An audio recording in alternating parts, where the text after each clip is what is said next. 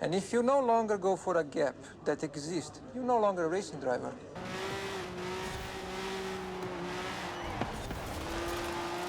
Easy!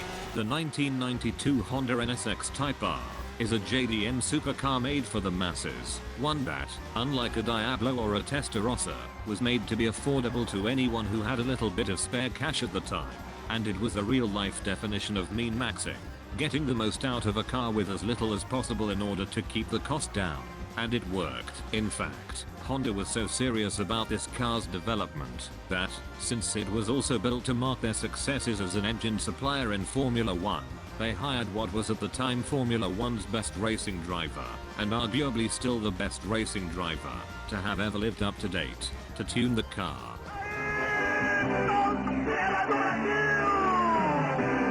With his help, the team was able to perfectly encapsulate their McLaren Honda Formula 1 legacy into a single car. And no, I'm not talking about their 2015 to 2017 legacy, otherwise you'd end up with something more similar to a Civic with a time bomb attached to the engine. I mean their legacy as an engine supplier from 1983 to 1992 to legendary teams like Williams, Lotus, and McLaren. And, who knows, maybe Red Bull. Thank you Maxi boy. Because both cars are so similar, this guide can be applied to the 1992 and 2005 versions of the NSX. However, this guide cannot be applied to the NSX-R GT, as that car is entirely a beast of its own. The new sports car Experimental is a car that, like many other mid-engined rear-wheel drive cars, excels at A-class road racing, and can actually be tuned in two different ways, while still being one of the best cars you can drive in A-class. And in this guide, I will tell you all about how this car has a near-perfect balance between speed, agility, grip, and being fun to drive. And to teach you all of this, we have brought here our studio's professional racing driver. Some say he wanted to become a Formula 1 driver, but his bones kept flying out of the car. All we know is he is. Sans from Undertale. Let's watch. As you're approaching the corner, brake, and start downshifting. This car has the best engine type in the world, in other words, a V6. If you disagree, please get out of here, I do not want you watching this video. Anyways, this engine has a little thing called VTEC which kicks in at about 6,000 RPM, so don't let your revs fall below that.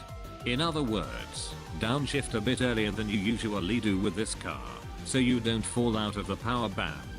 Because you're mid-engined, you have to keep an eye out for your weight distribution. You've just braked, so all of your weight is now resting on your front wheels, meaning they have more grip. Use that grip to turn towards the apex of the corner.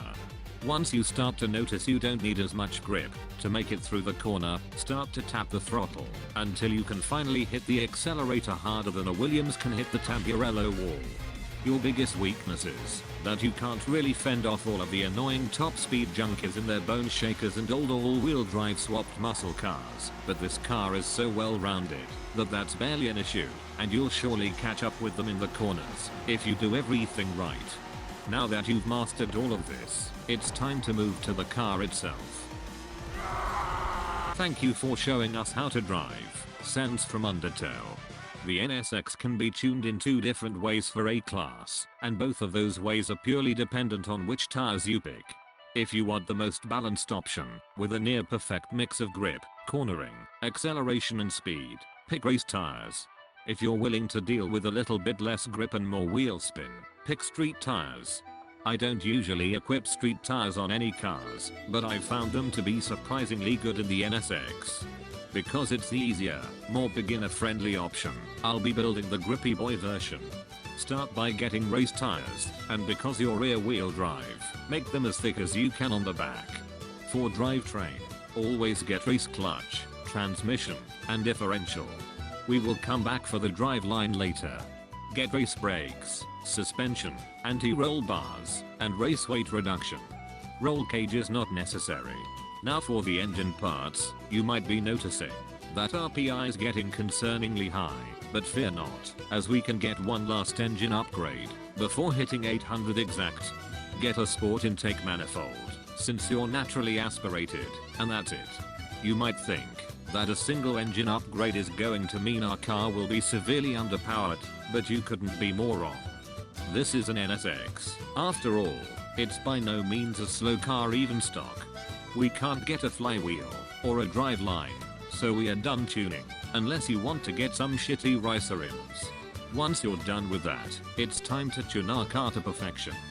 For gearing, adjust the final drive towards acceleration until your top speed is 165 miles per hour or 265 kilometers per hour.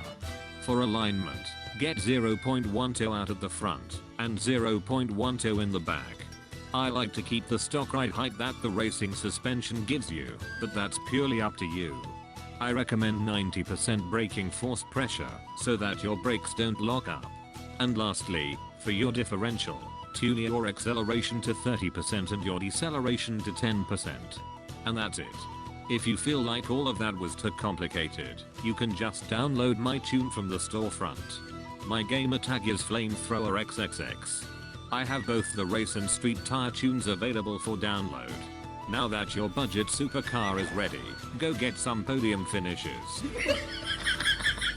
And remember that if you ever see anyone with that shitty Rocket Bunny kit on their NSX, do me a favor and not only whoop their ass, but let them know just how disgusting their car is, and tell them to subscribe to the Purple Guy 1, 2, 3 on YouTube.